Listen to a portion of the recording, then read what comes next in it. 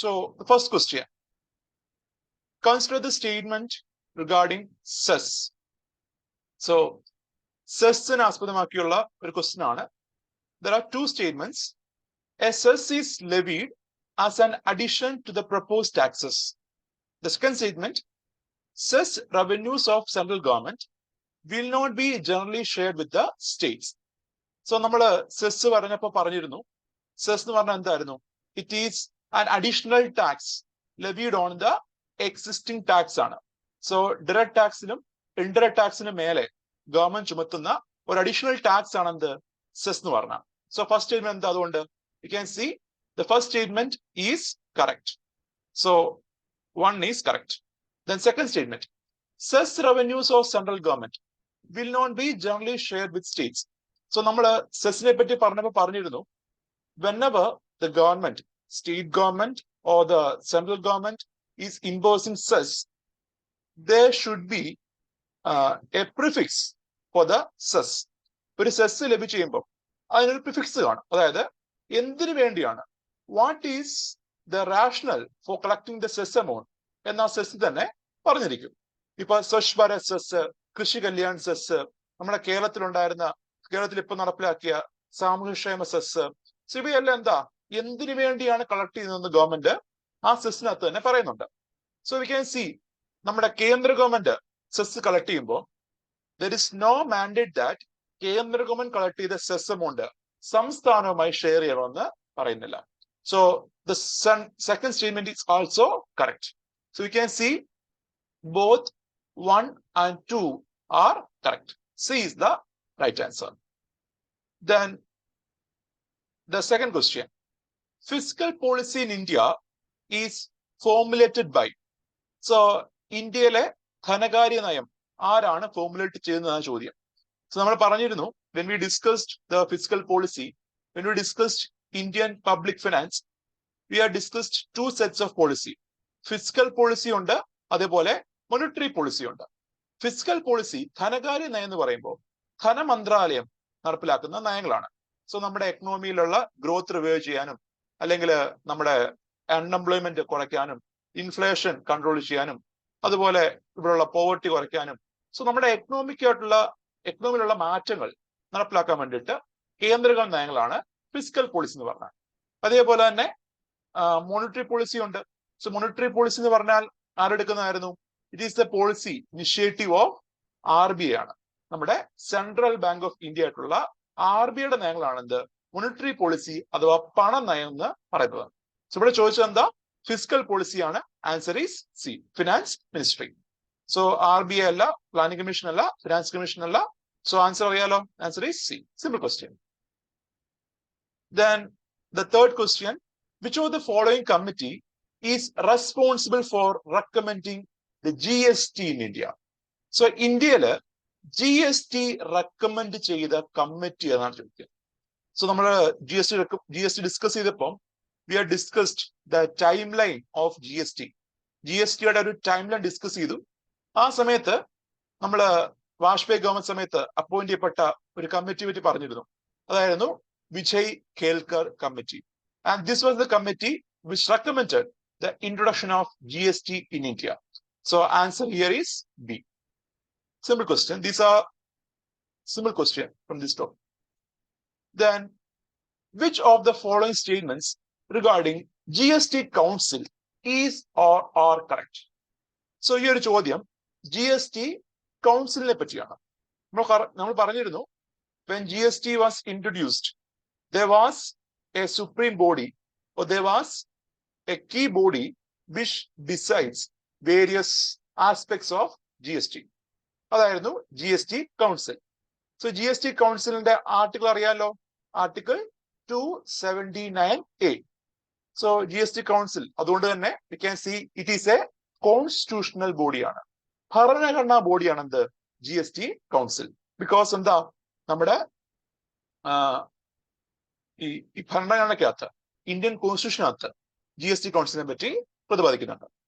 So the first statement നോക്കൂ, the quorum required for the meeting of GST Council is half of its total number of members. So when you discuss GST council, I think ഞാനിത് ക്ലാസ്സിൽ പറഞ്ഞില്ലാന്ന് തോന്നുന്നു. Quorum എന്ന് പറഞ്ഞു കഴിഞ്ഞാൽ ഒരു meeting നടക്കണമെങ്കിൽ, GST കൗൺസിലിന്റെ ഒരു മീറ്റിംഗ് നടക്കണമെങ്കിൽ മിനിമം എത്ര പേര് ഉണ്ടായിരിക്കണമെന്നാണ് ഇവിടെ പറയുന്നത്. സോ GST കൗൺസിൽ പറഞ്ഞപ്പോ we are discuss that GST council is a perfect example of cooperative federalism. Cooperative ഫെഡറലിസത്തിന്റെ ഒരു പെർഫെക്റ്റ് എക്സാമ്പിൾ ആണ് എന്ത്? GST council. സംസ്ഥാന ഗവൺമെന്റ് പ്രതിനിധികളും അതേപോലെ കേന്ദ്ര ഗവൺമെന്റ് പ്രതിനിധിയും എവിടെയുണ്ട്? GST കൗൺസിൽ നമുക്ക് കാണാൻ കഴിയും. സോ മെമ്പേഴ്സ് നോക്കുവാണെങ്കിൽ യൂണിയൻ ഫിനാൻസ് മിനിസ്റ്റർ ആണ് GST കൗൺസിലിന്റെ ചെയർമാൻ. ആൻഡ് അത് കഴിഞ്ഞിട്ട് U can C there will be A minister of state in charge of revenue of finance, അതായത് കേന്ദ്ര ധനകാര്യ ഓർ റവന്യൂ വകുപ്പിന്റെ സഹമന്ത്രി. കൂടാതെ സംസ്ഥാനങ്ങളിലെ ധനവകുപ്പ് കൈകാര്യം ചെയ്യുന്ന മന്ത്രി അല്ലെങ്കിൽ സംസ്ഥാന ഗവൺമെന്റ് അപ്പോയിന്റ് ചെയ്യുന്ന മറ്റൊരു മന്ത്രി. സോ നമ്മൾ ഇപ്പൊ പറയുമ്പോൾ 28 സംസ്ഥാനമുണ്ട്. കൂടാതെ ഡൽഹി, പുതുച്ചേരി പോലുള്ള കേന്ദ്രഭരണ പ്രദേശത്തിൽ അവിടെ അസംബ്ലി ഉണ്ട്. അതുപോലെ JNK ഇലക്ഷൻ നടന്നിട്ടില്ല, നടക്കുകയാണെങ്കിൽ ജമ്മു കാശ്മീരിൽ അവിടെയും ഒരു ധനവകുപ്പിന് ചുമതലയുള്ള മന്ത്രി കാണും. സോ ഓവറോൾ പറയുമ്പോൾ 31 പ്രതിനിധികൾ ഓവറോൾ സംസ്ഥാനത്ത് നിന്ന് വരാം. കൂടാതെ റവന്യൂ വകുപ്പിന്റെ ചുമതലയുള്ള അല്ലെങ്കിൽ ധനകാര്യ വകുപ്പിന് ചുമതലയുള്ള കേന്ദ്ര ധനകാര്യ സഹമന്ത്രി, ദെൻ കേന്ദ്ര ധനകാര്യമന്ത്രി, അങ്ങനെ ഏകദേശം 33 പേര് ഈ പറഞ്ഞ മീറ്റിംഗിൽ വരാൻ പറ്റും. അതിൽ മിനിമം 50 പേരുണ്ടെങ്കിൽ മാത്രമേ GST കൗൺസിൽ സമ്മേളിക്കാൻ സാധിക്കുകയുള്ളൂ. സോ അറിഞ്ഞിരിക്കുക, GST കൗൺസിൽ സമ്മേളിക്കണമെങ്കിൽ, അതിന്റെ ഒരു മീറ്റിംഗ് നടക്കണമെങ്കിൽ there is a mandatory clause, that is mandatory number, that is 50% of total number of members. So the first statement is correct. So first statement എന്താ? ശരിയാണ്. Then second statement, the votes of all the state governments shall have a weightage of 3/4 of the total votes cast in a meeting. ഇപ്പോ GST കൗൺസിലിലെ തീരുമാനം എടുക്കുന്നത് ചിലപ്പോഴൊക്കെ എന്ത് ചെയ്യാം, if there is any എതിരഭിപ്രായങ്ങൾ ഉണ്ടെങ്കിൽ voting വഴി എന്ത് ചെയ്യാം, തീരുമാനം എടുക്കാം. അങ്ങനെ എടുക്കുന്ന വേളയിൽ ഞാൻ പറഞ്ഞിരുന്നു, സംസ്ഥാന ഗവൺമെന്റുകൾക്കെല്ലാം കൂടെ the entire states combined together, they have a voting weightage of 2/3 മാത്രമേ ഉള്ളൂ. മൊത്തം വോട്ടുകളുടെ 2/3 റൈറ്റ് ആണ് ആർക്കുള്ളത്? സംസ്ഥാനങ്ങൾ എല്ലാവർക്കും ഉള്ളത്, അല്ലെങ്കിൽ എൻ്റെ സംസ്ഥാനത്തിൻ്റെ കമ്പയർ ചെയ്ത് വരുന്നത്. ആൻഡ് സെൻട്രൽ ഗവൺമെന്റ് പറയുകയാണെങ്കിൽ they have a voting right of 1/3. അതായത് കേന്ദ്ര ഗവൺമെന്റ് ഒരു വോട്ട് എന്ന് പറഞ്ഞാൽ ഇറ്റ് മീൻസ് 33.33% വോട്ട് എന്നർത്ഥം. സംസ്ഥാന ഗവൺമെന്റ് എല്ലാം കൂടെ വോട്ട് ചെയ്യുമെന്ന് വെച്ചോ, ഒരു കാര്യത്തിന് വേണ്ടി ഐക്യകണ്ഠേന എല്ലാം കൂടെ വോട്ട് ചെയ്യുകയാണെങ്കിൽ പോലും എത്ര വരത്തുള്ളൂ? 66.6% വരുള്ളൂ. എന്നാൽ ഇവിടെ പറഞ്ഞ എന്താ statement? The votes of all the state governments shall have a weightage of 3/4. ഉണ്ടോ? 3/4 ഇല്ല. 3/4 means 75% ആണ്. അത്ര ഉണ്ടോ? ഇല്ല. 66.67% വരുന്നുള്ളൂ. So 2/3 വരുന്നുള്ളൂ. Second statement is wrong. If second is wrong, then you can eliminate option C and option D. കാരണം രണ്ടിലൊന്നുണ്ട്, 2 ഉണ്ട്. Then you are rest with only 2 option, either A അല്ലെങ്കിൽ B. ഇനി 3 നോക്കൂ. If the entire states unanimously voted for a proposal, they could override the decision of the central government. So നമ്മുടെ entire സംസ്ഥാനം കൂടെ ഒരു കാര്യത്തിന് വേണ്ടി യുനാനിമസ് ആയിട്ട് വോട്ട് ചെയ്യുന്നു. അവർക്ക് കേന്ദ്ര ഗവൺമെന്റിന്റെ തീരുമാനത്തെ ഓവർറൈഡ് ചെയ്യാൻ കഴിയുമെന്നാണ് പറഞ്ഞത്. സോ നോക്കുക, the third statement നമുക്ക് തൊട്ടു മുന്നേ പറഞ്ഞതേ ഉള്ളൂ. എൻ്റെ സംസ്ഥാനത്തിനും കൂടെ എത്ര വോട്ടിംഗ് ഷെയറേ ഉള്ളൂ? 66.6% വോട്ടിംഗ് ഷെയറേ ഉള്ളൂ.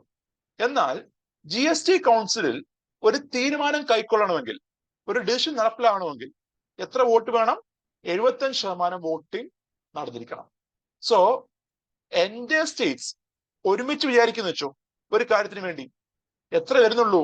66.67 ഉള്ളൂ. അവർക്ക് എന്ത് ചെയ്യാൻ പറ്റില്ല? ആ തീരുമാനം നടപ്പിലാക്കാൻ കഴിയില്ല. അതായത് without the support of central, കേന്ദ്ര ഗവൺമെന്റ് സപ്പോർട്ട് ഇല്ലാതെ ഒരു തീരുമാനവും GST കൗൺസിൽ നടപ്പിലാക്കാൻ സംസ്ഥാനങ്ങൾ എല്ലാവരും വിചാരിച്ചാലും. So if the entire States voted unanimously, ഒരുമിച്ച് വോട്ട് ചെയ്യാണ്, എല്ലാ സംസ്ഥാനങ്ങളും ഒരുമിച്ച് വോട്ട് ചെയ്യാണ്, എന്നാലും എന്ത് പറ്റില്ല, ഒരു തീരുമാനം നടപ്പിലാക്കാൻ കഴിയില്ല. കാരണം ആരുടെ സമ്മതം വേണം? സെൻട്രൽ ഗവൺമെന്റിന്റെ സെൻട്രൽ ഗവൺമെന്റ് സപ്പോർട്ട് ഇല്ലാതെ ഒരു നയവും GST കൗൺസിൽ നടപ്പിലാക്കാൻ കഴിയില്ല. So third statement is also wrong. Answer will be one only. D is the right answer. And you may read the explanation. നമ്മുടെ ടെലിഗ്രാം ചാനലിനകത്തും ഇതിന്റെ കീ അപ്ലോഡ് ചെയ്യുന്നുണ്ട്. So you can subscribe the Telegram channel and you can get this question and answer. Then consider the following statements. Telegram channel add ആയിട്ടില്ല. Okay, ഞാൻ സാറിനെ add ചെയ്തേക്കാം. ഞാൻ സാറിന് link share ചെയ്യാം. നമ്മൾ യൂട്യൂബിൽ ഇടുന്ന വീഡിയോക്കകത്തെല്ലാം ലിങ്ക് ഇടാറുണ്ട്, ചാനൽ ലിങ്ക് ഇടാറുണ്ട്. ഞാൻ സാറിനോട് ലിങ്ക് ഇടാം. Okay. So next question. Consider the following statements regarding STT, securities transaction ടാക്സിനെ പറ്റിയാണ് ചോദ്യം. സോ ഫസ്റ്റ് സ്റ്റേറ്റ്മെന്റ് നോക്കൂ. It is a financial transaction levied on only while purchasing securities on the domestic stock exchanges. The second statement, it is an example of indirect tax. So, when we discussed tax system of India, we have covered direct taxes and indirect taxes. Direct tax എന്ന് പറയുമ്പോൾ എന്തായിരുന്നു? പ്രത്യക്ഷ നികുതി. Indirect tax means പരോക്ഷ നികുതി. So direct tax means എന്തായിരുന്നു? The point of incidence, the point of impact falls on the same person. Indirect tax എന്ന് പറയുമ്പോൾ the point of incidence, point of impact falls on different person. അതായിരുന്നു എന്ത്? Indirect tax. So നമ്മള് GST എന്ന് പറയുമ്പോൾ we have discussed that GST, excise duty, service tax, VAT, ഇതൊക്കെ എന്താ? Indirect tax. STT, securities transaction tax എന്ന് പറഞ്ഞാൽ it is not an indirect tax. എന്തായിരുന്നത്? It is a direct tax ആണ്. So പ്രത്യക്ഷ നികുതിയായിരുന്നു എന്ത്? നമ്മുടെ securities transaction. Then first statement നോക്കൂ. It is a financial transaction tax. ശരിയാണ്. ഫസ്റ്റ് സ്റ്റേറ്റ്മെന്റിലെ ഫസ്റ്റ് പാർട്ട് ശരിയാണ്. Levied on only while purchasing securities ആണോ? അല്ല. STT ഇപ്പോൾ ഇമ്പോസ് ചെയ്യുന്നുണ്ട്. ഒരു വ്യക്തി ഷെയർ വാങ്ങുമ്പോഴും അതേ ഷെയർ വിൽക്കുമ്പോഴും, ഒരു വ്യക്തി ഷെയർ വാങ്ങുമ്പോഴും അതേ ഷെയർ വിൽക്കുമ്പോഴും എന്ത് ചെയ്യുന്നുണ്ട്? STT ഗവൺമെന്റ് ഇമ്പോസ് ചെയ്യുന്നുണ്ട്. ഇങ്ങനെ ഇമ്പോസ് ചെയ്യുന്ന വഴി government can track the capital gain earn by the person. So ഇങ്ങനെ STT ഇമ്പോസ് ചെയ്യുമ്പോൾ ഗവൺമെന്റ് അറിയാൻ കഴിയും ഒരു വ്യക്തി എത്രമാത്രം പ്രോഫിറ്റ് ആ സെക്യൂരിറ്റിയിൽ നിന്ന് ഏൺ ചെയ്തെന്ന്. സോ only while purchasing ആണോ? അല്ല. It is imposed on both time. വാങ്ങുമ്പോഴും വിൽക്കുമ്പോഴും രണ്ട് സമയത്തും എന്ത് ചെയ്യുന്നുണ്ട്? STT ഇമ്പോസ് ചെയ്യുന്നുണ്ട്. So you can see first statement is also wrong. So neither 1 nor 2. ചോദ്യം എന്താണ്? താഴെ തന്നവയിൽ ഇങ്ങനെ തന്നവയിൽ ഏതൊക്കെയാണ് കറക്റ്റ് എന്നാണ്. രണ്ടും കറക്റ്റ് അല്ല. Answer is D, neither 1 nor. Then sixth question. Consider the following statements regarding GAFA tax. So നമ്മൾ പറഞ്ഞ കാര്യമാണ് ഗാഫ ടാക്സ് ഇമ്പോസ് ചെയ്ത ആരാണ്? ഫ്രാൻസ് ആണ് അല്ലെ? France has imposed GAFA tax, or it is the digital tax which is imposed on global tech giants. Google, Apple, Facebook, Amazon പോലുള്ള global tech ജയൻസിനെ, digital ജയൻസിനെ അവരുടെ മേലെ ഫ്രാൻസ് ഇമ്പോസ് ചെയ്ത ടാക്സ് ആയിരുന്നു GAFA tax. So first statement, France has recent proposed the digital tax called GAFA tax to be levied on large technology and internet companies. ശരിയാണ്. First statement is correct. Then second statement, GAFA refers to Google, Apple, Facebook, and Amazon. This is also correct. So both 1 and 2 are correct. Then, 7th question. Which of the consider the following taxes in India: wealth tax, property tax, fringe benefit tax, fat tax. Which of the following are indirect tax? So, മുകളിൽ പറഞ്ഞവയിൽ ഏതാണ് indirect tax? പരോക്ഷ നികുതി എന്ന് പറയപ്പെടുന്നത്. So wealth tax നമ്മൾ പറഞ്ഞു ഇന്ത്യയിൽ abolish ചെയ്ത ഒരു ടാക്സ് ആണ്. 2015 നമ്മുടെ ഗവൺമെന്റ് ഓഫ് ഇന്ത്യ അബോളിഷ് ചെയ്ത ടാക്സ് ആണ് wealth tax. And it is not an indirect but it is a direct tax ആണ്. സോ 1 എന്താണ്? ഇല്ല. So you can eliminate option B. Then property tax നമ്മൾ പറഞ്ഞതാണ് ലോക്കൽ സെൽഫ് ഗവൺമെന്റ് ബോഡീസ് അല്ലെ, നമ്മുടെ municipality അല്ലെങ്കിൽ പഞ്ചായത്ത് അല്ലെങ്കിൽ കോർപ്പറേഷൻ, ഇവര് നമ്മുടെ കെട്ടിടത്തിന് മേലെ ഈടാക്കുന്ന നികുതിയാണ് പ്രോപ്പർട്ടി ടാക്സ് എന്ന് പറഞ്ഞത്. സോ അതും എന്താണ്? It is also A direct tax. Then fringe benefit tax, ഇതും എന്താ? ഫ്രിഞ്ച് ബെനിഫിറ്റ് ടാക്സ് ഇപ്പോൾ ഇല്ല. നമ്മൾ പറഞ്ഞിരുന്നു ഒരു കമ്പനി അവിടുത്തെ എംപ്ലോയീസിന്, അവിടുത്തെ തൊഴിലാളികൾക്ക് സാലറി കൂടാതെ കൊടുക്കുന്ന extra benefits like the Amazon gift card അല്ലെങ്കിൽ book my show voucher, petroleum voucher, അതുപോലെ ഫുഡ് കാർഡ് ഉണ്ടല്ലോ, സോഡക്സിന്റെ food card, then HDFC food card, ഇങ്ങനെ കൊടുക്കുന്ന ഗിഫ്റ്റ്, ഇതിന് മേലെ ഗവൺമെന്റ് ടാക്സ് നേരത്തെ ഇമ്പോസ് ചെയ്തിരുന്നു. അതായിരുന്നു ഫ്രിഞ്ച് ബെനിഫിറ്റ് ടാക്സ്. ഇപ്പോൾ അതില്ല. അതും എന്താണ്? ഡയറക്റ്റ് ടാക്സ് ആണ്. സോ ഇതും ഡയറക്റ്റ് ടാക്സ് ആണ്. And the only indirect tax which is mentioned in this question is fat tax, കൊഴുപ്പ് നികുതി. നമ്മുടെ കേരളം 2016 സമയത്ത് ഇമ്പോസ് ചെയ്തിരുന്നതാണ്. Keralam was the first state. Kerala was the first state to impose fat tax in India. ഇന്ത്യയില് fat tax impose ചെയ്യുന്ന ആദ്യ സംസ്ഥാനം കേരളമാണ്. ഇന്ത്യയിലെ കേരളമാണ്. ലോകത്തിലാണെങ്കിൽ ആരാണ്? It was Denmark. Denmark was the first country to impose fat tax in the world. So we can see indirect tax in the example, fat tax മാത്രമേ ഉള്ളൂ. Answer 4 only. And currently fat tax പറഞ്ഞാൽ കൊഴുപ്പ് നികുതിയാണ്. 2016 കാലത്ത് നമ്മുടെ Kerala government ബഡ്ജറ്റിനകത്ത് impose ചെയ്തൊരു tax ആയിരുന്നു ഈ tax. ഇത് പറഞ്ഞു കഴിഞ്ഞാൽ നമ്മുടെ കേരളത്തിന്റെ ഒരു സ്ട്രക്ചർ എടുക്കുമ്പോൾ അല്ലെങ്കിൽ കേരളത്തിന്റെ ആളുകളുടെ ഒരു ഹെൽത്ത് അസസ് ചെയ്യുമ്പോൾ ഗവൺമെന്റ് ഫൈൻസ് ദാറ്റ് ഇവിടെ ആളുകളുടെ ഫുഡ് ഹാബിറ്റ്സ്, പ്രത്യേകിച്ച് ഈ പറഞ്ഞ ജങ്ക് ഫുഡ്സ്, ഇവ എന്ത് ചെയ്യുന്നുണ്ട്? നമ്മുടെ കേരളത്തിലെ ആളുകൾക്ക് obesity, heart diseases, BP, cholesterol പോലുള്ള ഇഷ്യൂസ് ക്രിയേറ്റ് ചെയ്യുന്നത് മനസ്സിലായി. So the government want to reduce the consumption of such items. നമ്മൾ ഉപയോഗിക്കുന്ന ജങ്ക് ഫുഡ്സ്, പ്രത്യേകിച്ച് പിസ്സ, സാൻഡ്വിച്ച് പോലുള്ള ജങ്ക് ഫുഡ്സ്, ഇതിന്റെ കൺസംഷൻ എന്ത് ചെയ്യുക? റെഡ്യൂസ് ചെയ്യുക. ആൻഡ് ഇതിന്റെ ഭാഗമായിട്ട് ഗവൺമെന്റ് എന്ത് ചെയ്തു?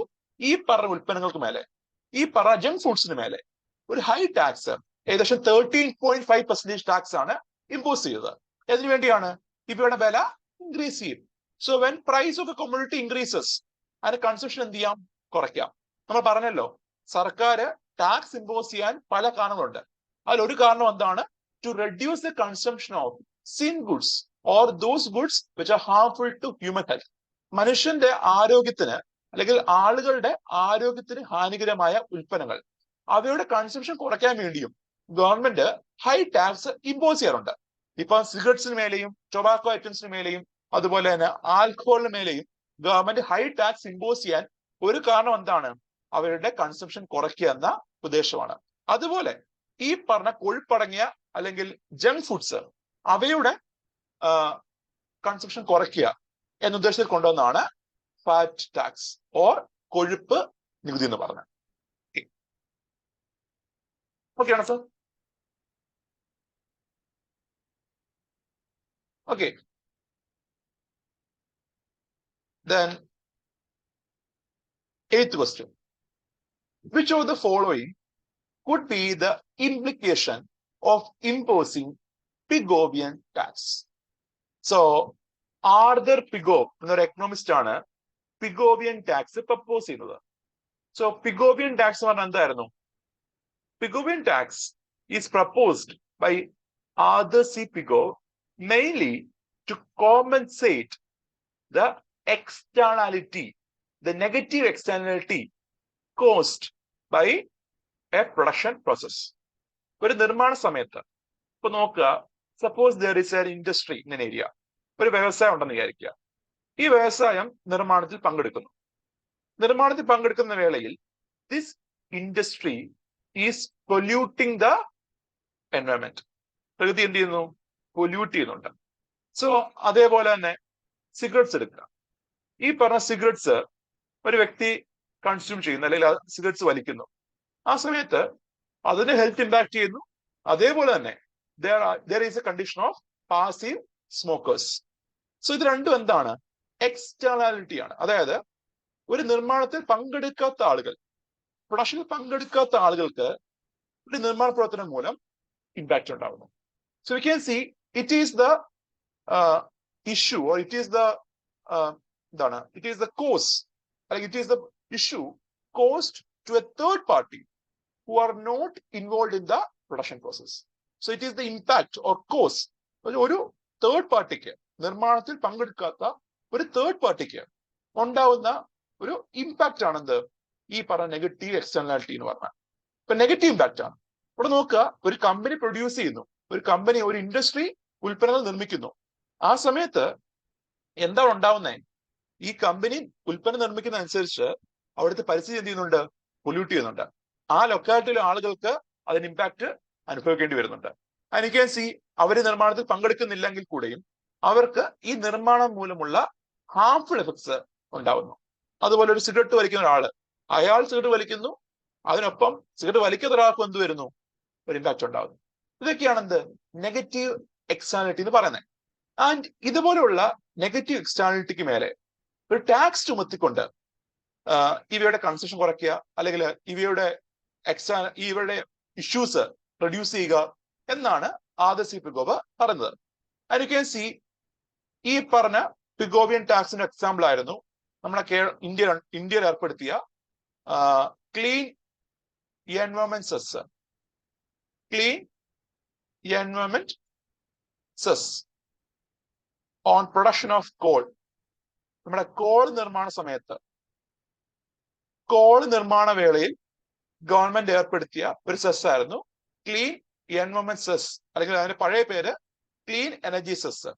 ക്ലീൻ എനർജി സെസ് അല്ലെങ്കിൽ clean environment cess. This was imposed on production of coal. Coal mine ചെയ്യുന്ന, അല്ലെങ്കിൽ കോൾ നിർമ്മിക്കുന്ന വേളയിൽ 400 രൂപ പെർ ടൺ കോളിന് മേലെ ഗവൺമെന്റ് ഈ സെസ് ഏർപ്പെടുത്തിയിരുന്നു. അതാണ് clean environment cess or clean energy cess. ഇതെന്താ? ഒരു പിഗോവിയൻ ടാക്സിന് എക്സാമ്പിൾ ആണ്. സോ നമുക്ക് നോക്കാം, ചോദ്യം എന്താണ്? പിഗോവിയൻ ടാക്സ് ഇമ്പോസ് ചെയ്യുമ്പോൾ ഉള്ള ഇംപ്ലിക്കേഷൻ ആലോചിച്ചേക്കാം.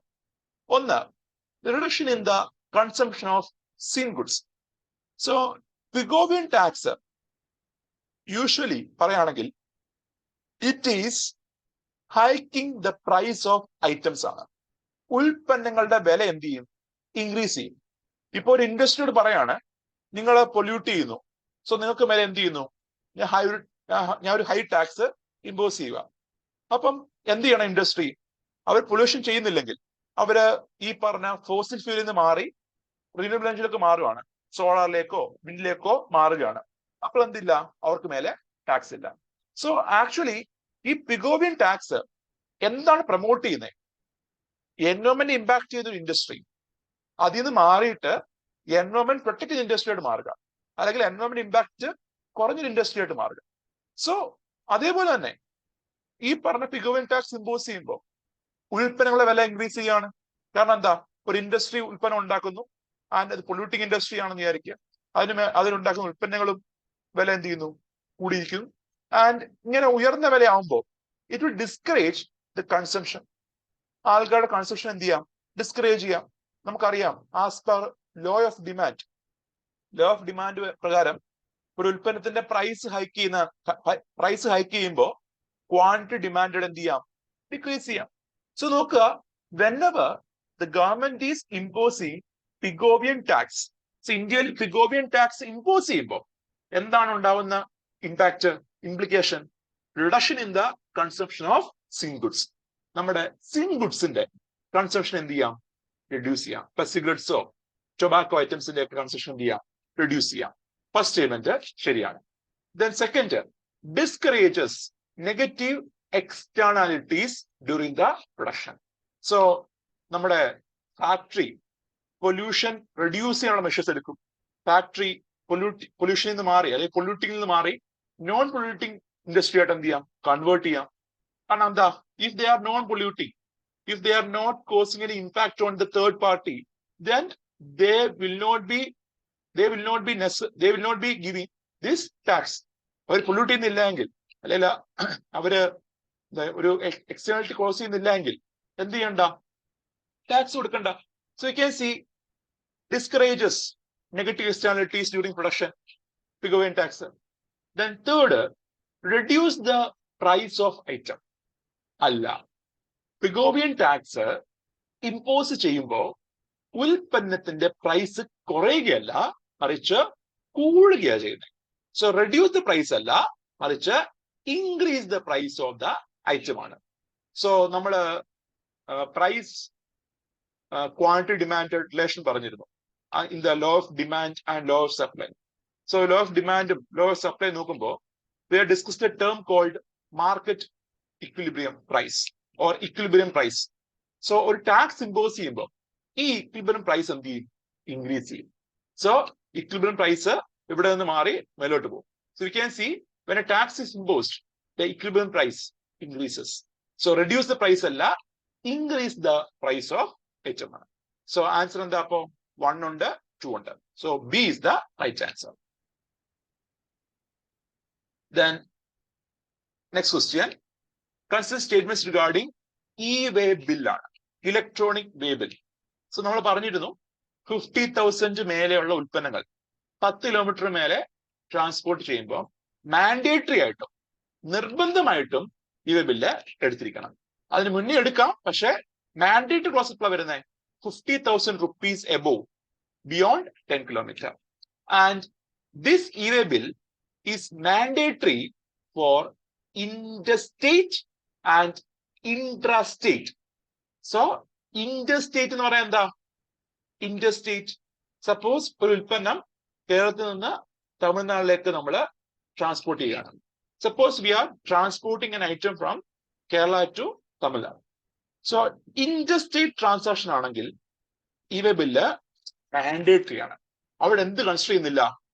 എത്ര രൂപ, എത്ര കിലോമീറ്റർ, അതൊന്നും കൺസിഡർ ചെയ്യത്തില്ല. So when there is interstate transaction, the kilometer, the value of goods is not being considered. Then intrastate ആണെങ്കിലോ എന്താണ് മീനിങ്? This is interstate. അടുത്ത എന്താ? ഇൻട്രാസ്റ്റേറ്റ്. ഇൻട്രാസ്റ്റേറ്റ് എന്ന് വെച്ചാൽ എന്താ? കേരളത്തിനകത്ത് ഒരു ഉൽപ്പന്നം മൂവ് ചെയ്യാണ്. അങ്ങനെ മൂവ് ചെയ്യുമ്പോൾ ആസ് പെർ ഇ-വേ ബിൽ എന്താ പറയുന്നത്? 50,000 മേലെ 10 കിലോമീറ്റർ മേലെ ട്രാൻസ്പോർട്ട് ചെയ്യുകയാണെങ്കിൽ, 50,000 രൂപ കൂടുതലുള്ള ഉൽപ്പന്നങ്ങൾ 10 കിലോമീറ്റർ മേലെ ട്രാവൽ ചെയ്യുകയാണെങ്കിൽ മാൻഡേറ്ററി ആയിട്ടും ഇൻട്രാസ്റ്റേറ്റ് ട്രാൻസാക്ഷനില് e-way bill. So we can see first ഞാൻ പറഞ്ഞ എന്താണ്? And e-way bill is mandatory only for interstate movement എന്നാ പറഞ്ഞു. ഇന്റർസ്റ്റേറ്റ് മൂവ്മെന്റ് മാത്രമാണോ ഇ-വേ ബിൽ മാൻഡേറ്ററി? അല്ല, it is mandatory both for inter and intra. ഇന്ററിനും ഇൻട്രായ്ക്കും മാൻഡേറ്ററി ആണ്. സോ ഫസ്റ്റ് സ്റ്റേറ്റ്മെന്റ് എന്താ? Then second, an e-way bill can be regenerated by the transporter before expiring. But if the e-way bill has expired, the system won't allow regeneration linked to the same invoice. So ഇത് class എടുത്തപ്പോൾ ഞാൻ പറഞ്ഞതാണ്, ഒരു ഇ-വേ ബില്ലിന്റെ നിലവിലുള്ള validity എന്ന് പറഞ്ഞാൽ for every 200 kilometre distance, അതായത് ഓരോ 200 കിലോമീറ്റർ ദൂരത്തിനും 24 മണിക്കൂർ എന്ത് ഇ-വേ ബില്ലിന്റെ validity. For example, if you are transporting an item from A to B ആണ് ഒരു സാധനം കൊണ്ടുവന്ന് വിചാരിക്കുക, from A to B, and the distance between these two places is 400 kilometre വിചാരിക്കുക. A to B ദൂരം 400 കിലോമീറ്റർ ആണ്. Which means you will get the validity of your bill as 2 days. അല്ലെങ്കിൽ 48 മണിക്കൂറായിരിക്കും എന്ത് ഈ ബില്ലിന്റെ വാലിഡിറ്റി. സപ്പോസ് 200 കിലോമീറ്റർ മാത്രമാണെങ്കിൽ എത്ര validity? It will be 24 hours. മുൻപ് ഈ വാലിഡിറ്റി 100 കിലോമീറ്ററിന്. Earlier we can see the validity of your bill was for every 100 kilometer. It was 24 hours ആയിരുന്നു. എന്നാൽ ഇപ്പോ it is for every 200 kilometer it is 24 hours. And one more thing, നമ്മൾ പറഞ്ഞിരുന്നു ഒരു e way bill ആർക്ക് generate ചെയ്യാം? ഒന്നുകിൽ വാങ്ങുന്ന business ഫേമിന്, അല്ലെങ്കിൽ വിൽക്കുന്ന ബിസിനസ് ഫേമിന്, അല്ലെങ്കിൽ ട്രാൻസ്പോർട്ടറിന്. either of this party can generate an e-way bill. പക്ഷേ ഡ്യൂറിങ് ട്രാൻസിറ്റ്, സപ്പോസ് നമ്മുടെ ട്രാൻസ്പോർട്ടർ ഒരു ഉൽപ്പന്നം കൊണ്ടുവന്ന വേളയിൽ വണ്ടി പഞ്ചറായി, അല്ലെങ്കിൽ വണ്ടി ബ്രേക്ക് ഡൗൺ ആയി, അല്ലെങ്കിൽ എന്തൊരു സ്ട്രൈക്ക് വന്നു, ആൻഡ് സപ്പോസ് ഈ പറഞ്ഞ ഇ-വേ ബില്ല് എക്സ്പയർ ചെയ്യാൻ പോവുകയാണെന്ന് വിചാരിക്കുക. 24 hours വാലിഡിറ്റി എക്സ്പയർ ചെയ്യാൻ പോവുകയാണ്. അങ്ങനെ എക്സ്പയർ ചെയ്യുന്നതിന് മുന്നേ ആയിട്ട് എന്ത് ചെയ്യാം? The transporter can regenerate. ആ ബില്ലിന് റീജനറേറ്റ് ചെയ്യാം, ഒന്നുകൂടെ ജനറേറ്റ് ചെയ്യാൻ പറ്റും. അങ്ങനെ ജനറേറ്റ് ചെയ്യുമ്പോൾ he need to specify the എന്തുകൊണ്ടാണ് റീജനറേറ്റ് ചെയ്യുന്നത് പറയണം. വണ്ടി ബ്രേക്ക് ഡൗൺ ആയതാണോ, അല്ലെങ്കിൽ എന്തെങ്കിലും ഇഷ്യൂ, പോകുന്ന വഴിക്ക് എന്തെങ്കിലും ഇഷ്യൂ ഉണ്ടായോ, അതെന്ത് ചെയ്യുക? അവിടെ ധരിപ്പിക്കണം. പക്ഷെ ഇൻ കേസ് ഒരു ട്രാൻസ്പോർട്ടർ അങ്ങനെ ഇ-വേ ബില്ല് റീജനറേറ്റ് ചെയ്തില്ല എങ്കിൽ, എക്സ്പയർ കഴിഞ്ഞാൽ പിന്നെ എന്ത് ചെയ്യാൻ പറ്റില്ല? റീജനറേറ്റ് ചെയ്യാൻ കഴിയില്ല. സോ അതാ പറഞ്ഞേ, an e-way bill can be regenerated by the transporter before expire. എക്സ്പയർക്ക് മുന്നേ എന്ത് ചെയ്യാം? റീജനറേറ്റ് ചെയ്യാം. പക്ഷേ ഇ-വേ ബില്ല് എക്സ്പയർ ആയി കഴിഞ്ഞാൽ, അല്ലെങ്കിൽ 24 hours 48 hours എന്ന് പറഞ്ഞ എക്സ്പയറി ഡേറ്റ് കഴിഞ്ഞാൽ, അല്ലെങ്കിൽ എക്സ്പയറി ടൈം കഴിഞ്ഞാൽ പിന്നെ എന്ത് പറ്റില്ല? ഇ-വേ ബില്ല് റീജനറേറ്റ് ചെയ്യാൻ കഴിയില്ല. So second statement is correct. So answer is 2 only.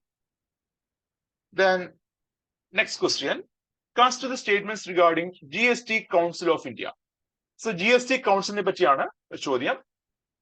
Prime Minister of India is the ex-official chairman of GST Council. ഇന്ത്യയുടെ പ്രധാനമന്ത്രിയാണോ GST Council chairman? ഞാൻ പറഞ്ഞിരുന്നു, it is the Union Finance Minister ആണ്. So first statement is wrong. Then the decisions of GST Council is taken by a simple majority. അല്ലല്ലോ, ഞാൻ പറഞ്ഞു GST Council തീരുമാനം എടുക്കണമെങ്കിൽ you should have a voting majority of 75%. 75% voting share അല്ലെങ്കിൽ voting rights ഉണ്ടെങ്കിൽ മാത്രമേ എന്തുള്ളൂ? GST Council തീരുമാനം എടുക്കാൻ കഴിയുള്ളൂ. So second statement is also wrong. Then GST Council is an example of cooperative federalism. ആണല്ലോ. കോഓപ്പറേറ്റീവ് ഫെഡറലിസം എന്ന് പറയുന്നത് എന്താ? സംസ്ഥാനവും സെന്ററും കോമ്പീറ്റ് ചെയ്യാതെ they will cooperate with each other. പല തീരുമാനങ്ങളും ഒരുമിച്ച് എന്ത് ചെയ്യുന്നു?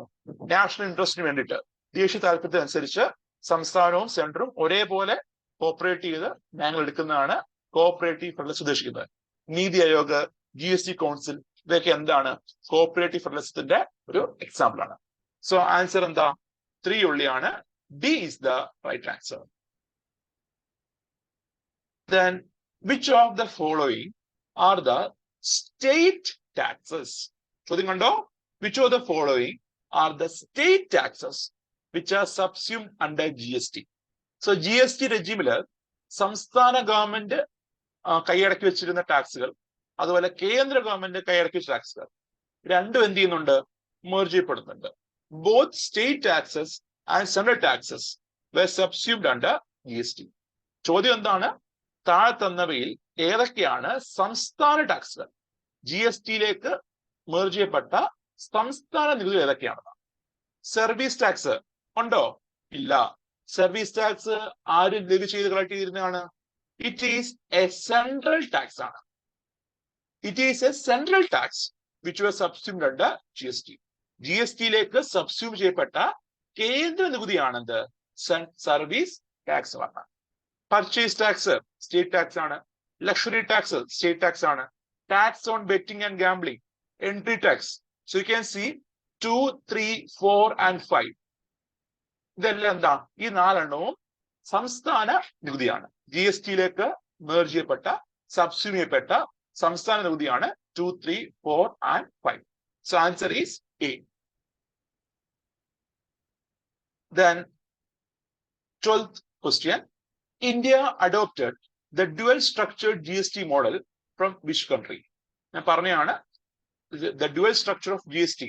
Intra-state transaction at the same time GST-യും SGST-യും ലഭ്യ ചെയ്യപ്പെടുന്നു, and these will be accumulated in different account. So intra-state എന്ന് വെച്ചാൽ എന്താ? ഒരു സംസ്ഥാനത്തിനകത്ത് നടക്കുന്ന ട്രാൻസാക്ഷനില് CGST-യും സെൻട്രൽ GST-യും അതുപോലെ സ്റ്റേറ്റ് GST അഥവാ SGST-യും ഒരേപോലെ ഉൽപ്പന്നത്തിന് മേലെ ചുമത്തപ്പെടുന്നു, and at the same time they are collected, at the same time they are accumulated in different account. രണ്ട് അക്കൗണ്ടിലേക്കും കളക്ട് ചെയ്യപ്പെടുന്നു. So we can see India adopted dual structured GST model എവിടെ നിന്നാണ്? It is from Canada. C ആണ് answer. Then the contingency fund under the union government has a corpus fund of how much crores? So contingency fund മുന്നേ 500 കോടി ആയിരുന്നു. എന്നാൽ government എന്ത് ചെയ്തു? അത് ഈ ഇടയ്ക്ക് റിവൈസ് ചെയ്തു. ഇറ്റ് വാസ് എന്താണ് enlarged അല്ലെങ്കിൽ it was increased to 30,000 crore. 30,000 കോടിയായിട്ട് ഗവൺമെന്റ് ഈ അടുത്തിടെ ബഡ്ജറ്റിൽ അത് റിവൈസ് ചെയ്തു. And you can see it was increased during the budget 21-22. 2021-22 ബഡ്ജറ്റിലാണ് ഈ ഒരു റിവിഷൻ ഗവൺമെന്റ് നടത്തുന്നത്. So answer is C. Then consider the statements regarding progressive taxation model. So we have discussed the types of taxation. ഓർമ്മ ഉണ്ടാവല്ലോ, types of taxation നമ്മൾ പറഞ്ഞതാണ്. So there are mainly 3 types of taxation: progressive taxation, regressive taxation and also proportional taxation. So ഇതില് progressive എന്ന് പറയുമ്പോൾ എന്തായിരുന്നു? When income increases, the tax rate in percentage increases. So നമുക്ക് നോക്കാം. The question, which of the following statements are incorrect എന്നാണ്. താഴെ തന്നവയിൽ അല്ലെങ്കിൽ മേളിൽ തന്നവയിൽ ഏതൊക്കെയാണ് തെറ്റായ ഉത്തരം എന്നാണ്. So നോക്കൂ, it is a method which charges less tax on people who earn less and high tax on people who earn more. ശരിയാണോ? പ്രോഗ്രസീവ് ടാക്സ് എന്ന് പറയുമ്പോൾ എന്തായിരുന്നു? ഇൻകം കൂടുമ്പോൾ, ഇൻകം ഇൻക്രീസ് ചെയ്യുമ്പോൾ ടാക്സ് റേറ്റ് ഇൻ പെർസെന്റേജ് എന്ത് ചെയ്യും? Increase ചെയ്യും. So curve എങ്ങനെ വരുന്നത്? ഇങ്ങനെ വരുന്നത്. ഇൻകം കൂടുമ്പോൾ ടാക്സ് റേറ്റും വർദ്ധിക്കും. So it is A method which charges less tax on people who earn less. കുറഞ്ഞ വരുമാനമുള്ള ആളുടെ കയ്യിൽ നിന്ന് കുറയുന്ന നികുതി, ഉയർന്ന വരുമാനമുള്ള ആളുടെ കയ്യിൽ നിന്ന് ഉയർന്ന നികുതി. So we can see first statement is correct. അതാണ് എന്ത്? പ്രോഗ്രസീവ് ടാക്സേഷന്റെ definition. Then it classified income earners into different slabs. ചെയ്യാലോ, നമ്മുടെ ഇൻകം ഉള്ള ആളുകൾ അല്ലെങ്കിൽ ഇൻകം ഏൺ ചെയ്യുന്ന വ്യക്തികളെ ഡിഫറെന്റ് ടാക്സ് സ്ലാബുകളിലേക്ക് എന്ത് ചെയ്യാം? ക്ലാസിഫൈ ചെയ്യാൻ പറ്റും. ഇന്ന ഇൻകം ഉള്ള ആൾക്ക് ഇത്ര ശതമാനം, ഇത്ര ഇൻകം ഉള്ള ആൾക്ക് ഇത്ര ശതമാനം എന്ന് പറഞ്ഞാൽ എന്ത് ചെയ്യാം? കമ്പാർട്ട്മെന്റ് ചെയ്യാം. So we can compartmentalize the income earners into different tax slabs. Second is also correct. Indian income tax follows this method. ആണല്ലോ, ഇന്ത്യയിലെ ഇൻകം ടാക്സ് എന്താണ്? ഒരു പ്രോഗ്രസീവ് ടാക്സേഷൻ ആണ്, അല്ലേ? So we can C 1, 2 and 3 are correct. ചോദ്യം എന്താണ്? ഏതൊക്കെയാണ് incorrect എന്നാണ്. സോ നൺ ഓഫ് ദീസ്, ഒന്നും ഇൻകറക്റ്റ് അല്ല, എല്ലാം ശരിയാണ്. Answer D. Then next question, consider the statement regarding GST compensation scheme. So നമ്മൾ പറഞ്ഞു പ്രധാനമായ 5 ആക്ടുകളാണ് GST നടപ്പിലാക്കാൻ വേണ്ടി കേന്ദ്ര ഗവൺമെന്റ് പാസ്സാക്കുന്നത്. ഏതൊക്കെയായിരുന്നു? പ്രധാനമായും 4 ആക്ടുകൾ, സംസ്ഥാന ഗവൺമെന്റ് ഒരു ആക്ട്. സോ പ്രധാനമായിട്ടും 5 ആക്ടിലാണ് കേന്ദ്ര ഗവൺമെന്റും സംസ്ഥാന ഗവൺമെന്റും GST നടപ്പിലാക്കാൻ വേണ്ടി, ഇംപ്ലിമെന്റ് ചെയ്യാൻ വേണ്ടി പാസ്സാക്കുന്നത്. സോ കേന്ദ്ര ഗവൺമെന്റ് ഈ 5 നാളെ പാസ്സാക്കുന്നു. ഏതൊക്കെയാണ്? CGST act, IGST act, UTGST act, അതുപോലെ GST compensation to state act. State government പാസ്സാക്കുന്ന ഏതാണ്? SGST act. എന്നിങ്ങനെ 5 ആക്ട് പാസ്സാവുന്നുണ്ട്. അതിലൊരു ആക്ട് ആയിരുന്നു GST compensation to state act. നമ്മുടെ സംസ്ഥാനത്തിനുണ്ടാവുന്ന റവന്യൂ ലോസ് നികത്താൻ വേണ്ടിയിട്ട് നമ്മുടെ കേന്ദ്ര ഗവൺമെന്റ് പ്രപ്പോസ് ചെയ്തൊരു ആക്ട് ആയിരുന്നു GST compensation to state act. ഇതിൽ യു ക്യാൻ സി ഓരോ 2 മാസം കൂടുമ്പോഴും 2017 മുതൽ 2022 വരെയുള്ള കാലയളവിൽ സെൻട്രൽ ഗവൺമെന്റ് എന്ത് ചെയ്യണം? സ്റ്റേറ്റ് ഗവൺമെന്റ് ഉണ്ടാവുന്ന റവന്യൂ ഷോർട്ട് ഫാള് നികത്തണം. So for every 2 months, in every 2 months, for a period of 5 years, 5 വർഷക്കാലം ഓരോ 2 മാസം കൂടുമ്പോഴും സംസ്ഥാനത്തിനുണ്ടാവുന്ന റവന്യൂ ഷോർട്ട് ഫാള് ആര് നികത്തണം? സെൻട്രൽ ഗവൺമെന്റ് നികത്തണം. ആൻഡ് അതിനു വേണ്ടിയിട്ട് they have set up a fund. അതാണ് GST compensation cess fund. So GST compensation cess fund എന്നൊരു ഫണ്ട് ഗവൺമെന്റ് ഇൻട്രൊഡ്യൂസ് ചെയ്തിട്ടുണ്ട്. സോ നമുക്ക് നോക്കാം. First statement, GST compensation act guaranteed state that they would be compensated for any revenue loss until 2024. അല്ല, 2024 വരെ അല്ല, 2022 June 30 ആയപ്പോ we could see the GST compensation to states has officially entered. സംസ്ഥാനത്ത് നൽകിയിരുന്ന compensation 2022 June 30 ആയപ്പം അതെന്ത് ചെയ്തു? നിന്നു. അത് എൻഡ് ചെയ്തു. So first statement is wrong. Then GST compensation is to be paid out in every 3 months. എല്ലാ 3 മാസം കൂടുമ്പോഴാണോ? അല്ലല്ലോ. It is to be paid in every 2 months. So neither one nor two. D, the answer. Then next question. Which of the following tax is or are collected by local bodies in Kerala? So നമ്മുടെ കേരളത്തിലുള്ള local bodies collect ചെയ്യുന്ന tax ഏതൊക്കെയാണ് ചോദ്യം? Professional tax, entertainment tax, property tax. So you can see all the taxes are collected by local bodies in Kerala. So D, all the above. Then the agricultural income tax is assigned to state by കാർഷിക വൃത്തിയിൽ നിന്ന് ലഭിക്കുന്ന വരുമാനത്തിന് മേലെയുള്ള നികുതി. So കാർഷിക മേഖലയിൽ നിന്ന് കിട്ടുന്ന വരുമാനത്തിന് മേലെയുള്ള ടാക്സ് അത് ഇമ്പോസ് ചെയ്യാൻ ആർക്ക് അധികാരമുള്ളത്? സ്റ്റേറ്റ് ഗവൺമെന്റ് ആണ്.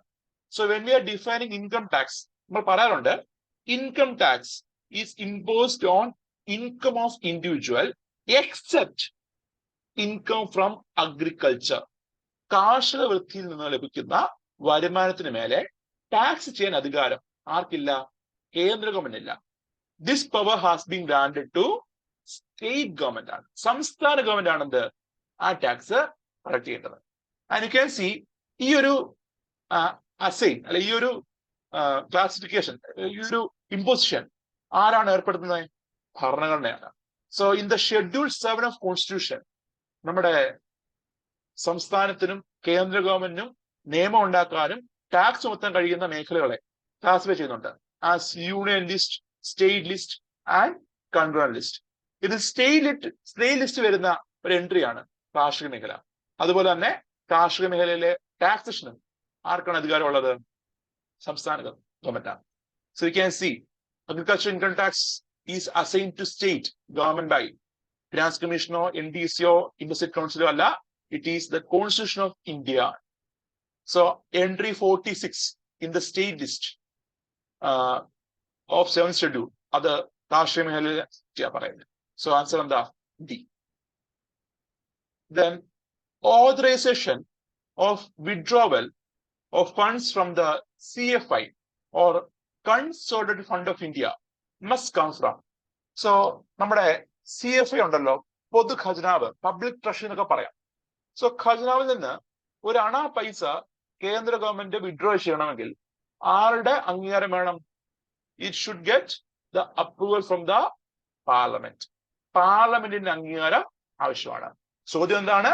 The authorization for the withdrawal of funds from the CFI comes from Parliament of India. So B is the right answer.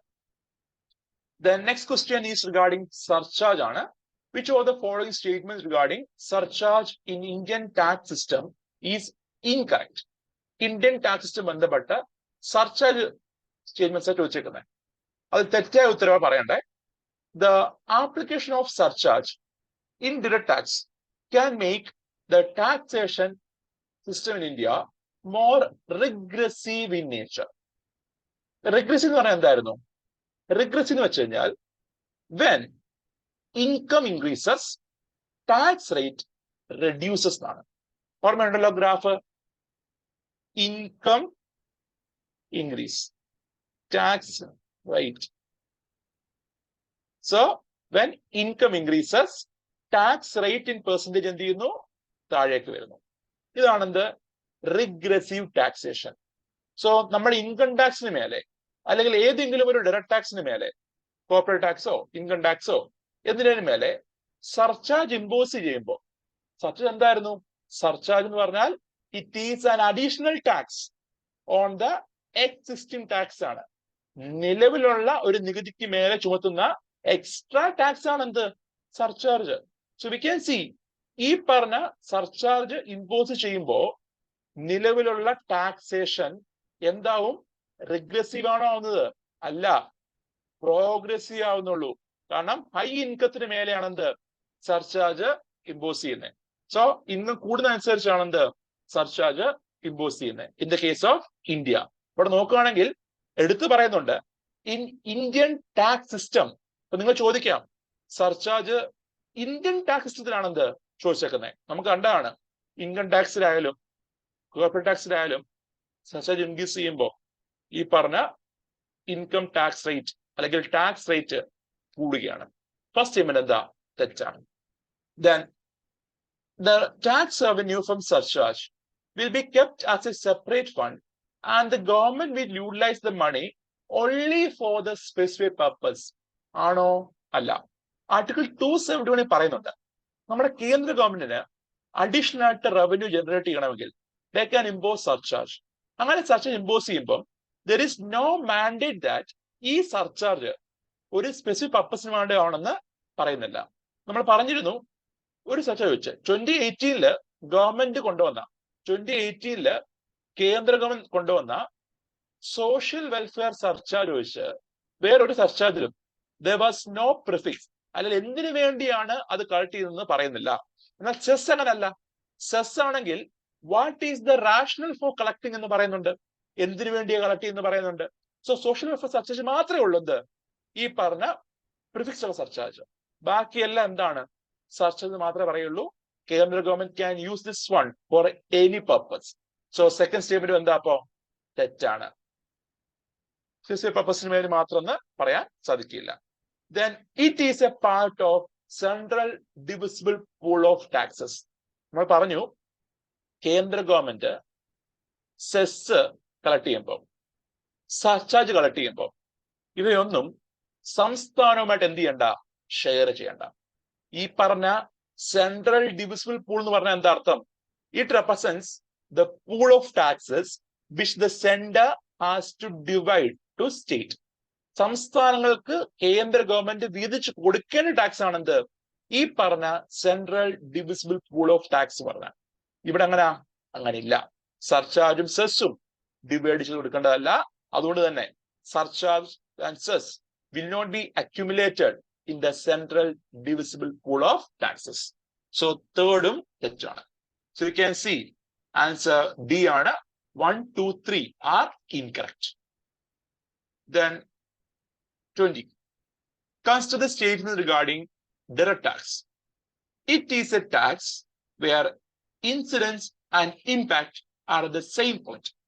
So the point from where the government collect tax, എവിടെ വെച്ചാണ് government tax collect ചെയ്യുന്നത്, അതാണ് point of impact. അതുപോലെ ആർക്കാണ് അല്ലെങ്കിൽ ആരുടെ മേലെയാണ് final tax burden വരുന്നത്. അല്ലെങ്കിൽ who is getting worse off after paying tax, അതാണ് point of incidents.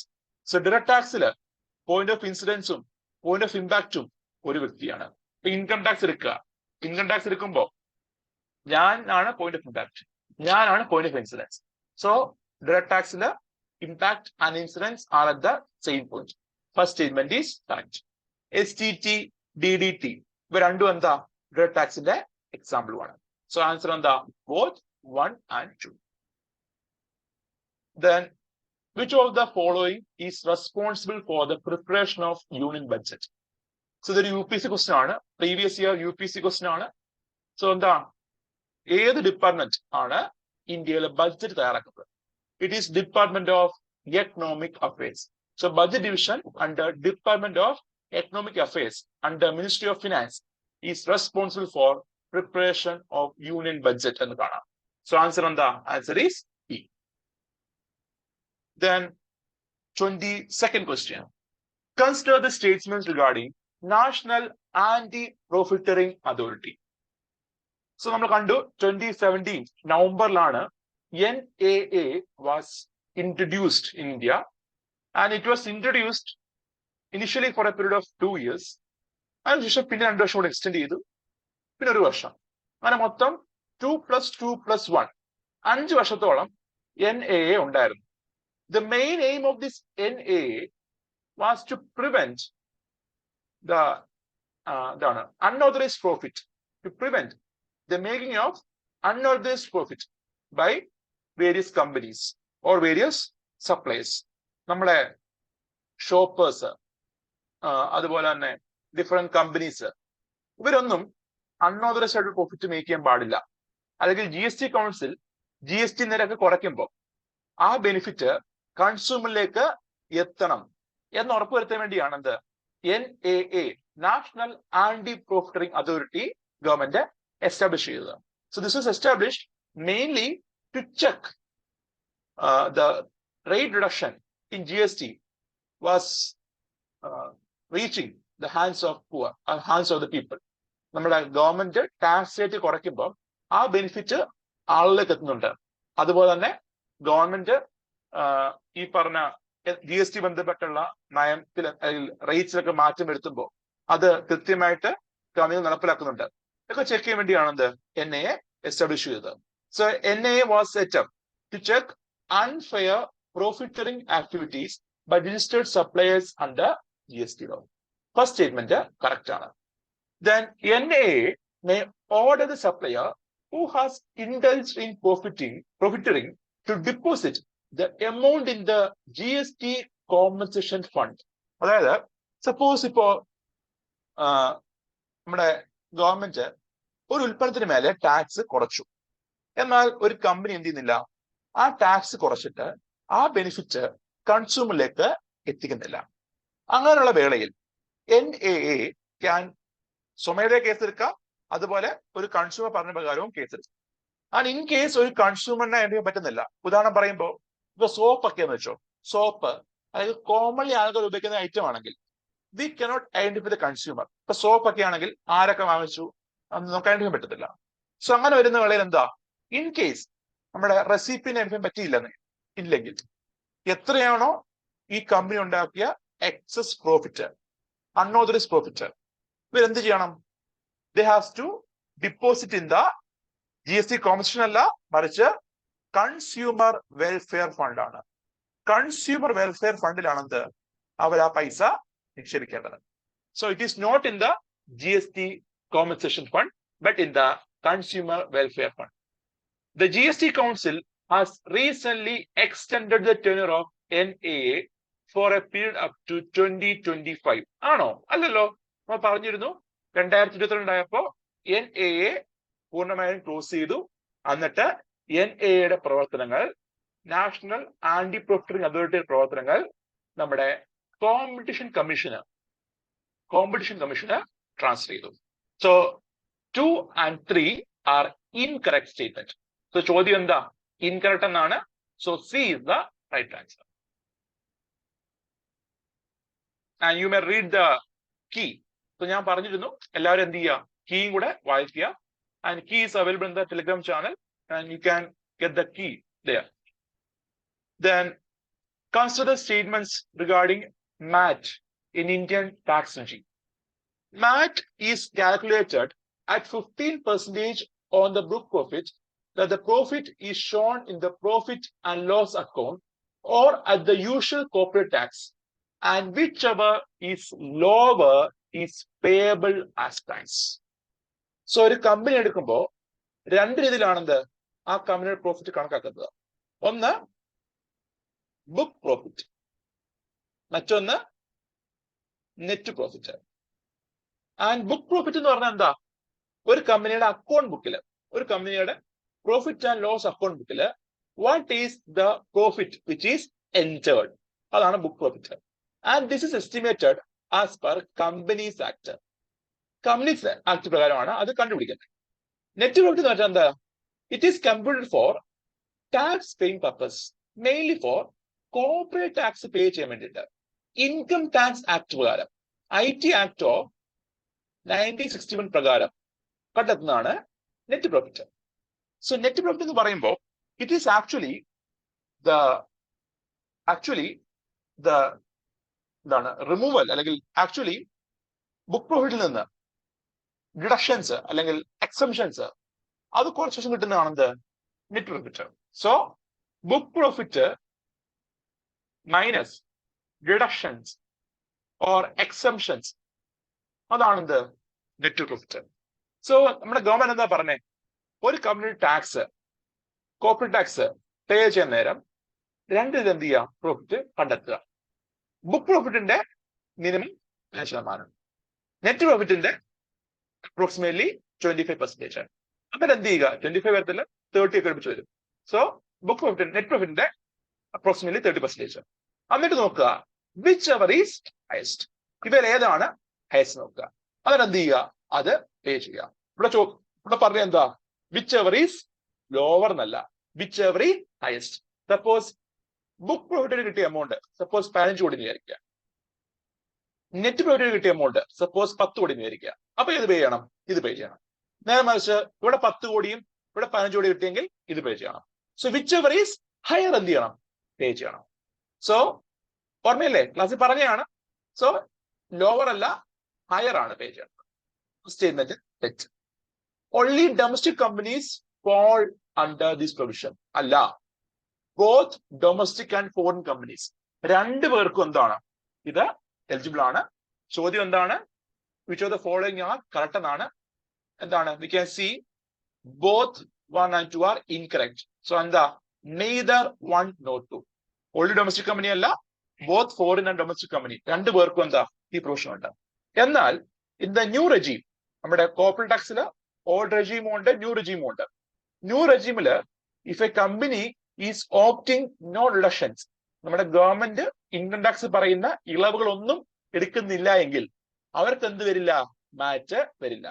If a company is opting reduction, if a company is opting no reductions, no exemptions, നമ്മുടെ income tax ആക്ടിൽ പറയുന്ന ഒരു ഇളവുകളോ ഒരു റിഡക്ഷൻസോ റിബേറ്റ്സോ claim ചെയ്യുന്നില്ല എങ്കിൽ അവർക്ക് എന്തില്ല?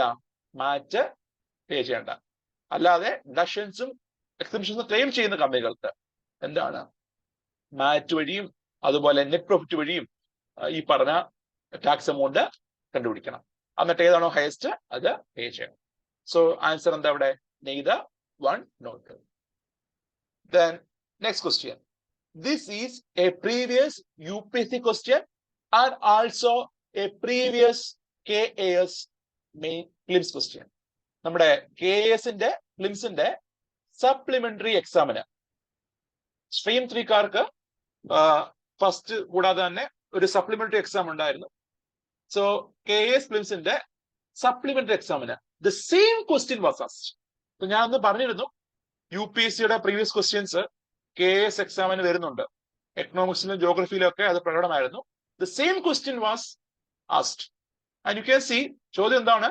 which of the following statement regarding the levying, collecting and distribution of income tax is correct? Income ടാക്സിനെ പറ്റിയ ചോദ്യം.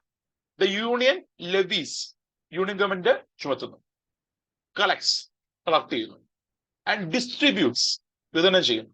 the proceeds of income tax between itself and state. So first statement ആണ് ശരി. എന്താ? കേന്ദ്ര ഗവൺമെന്റ് ഇൻകം ടാക്സ് ഇമ്പോസ് ചെയ്യുന്നു, income tax collect ചെയ്യുന്നു, അതേപോലെ അത് കേന്ദ്ര ഗവൺമെന്റും സംസ്ഥാന ഗവൺമെന്റ് തമ്മിൽ ഡിസ്ട്രിബ്യൂട്ട് ചെയ്യുന്നു. So answer is A. So ബാക്കിയെല്ലാം എന്താ? യു ക്യാൻ സി ഇതെല്ലാം തെറ്റാണ്. Union government levies collect and keeps all അല്ല.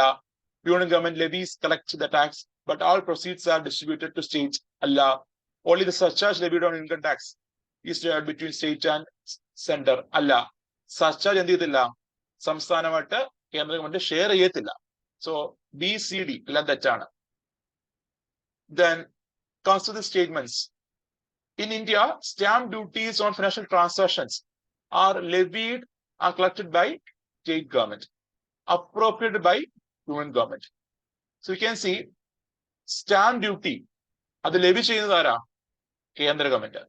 അത് കളക്ട് ചെയ്യുന്നതും അപ്രോപ്രിയേറ്റ് ചെയ്യുന്നതും. അപ്രോപ്രിയേറ്റ് മീൻസ് എന്താ? അത് വിനിയോഗിക്കുന്നത്, അത് യൂസ് ചെയ്യുന്നത്. So stamp duty is levied by, ചുമത്തുന്നത്.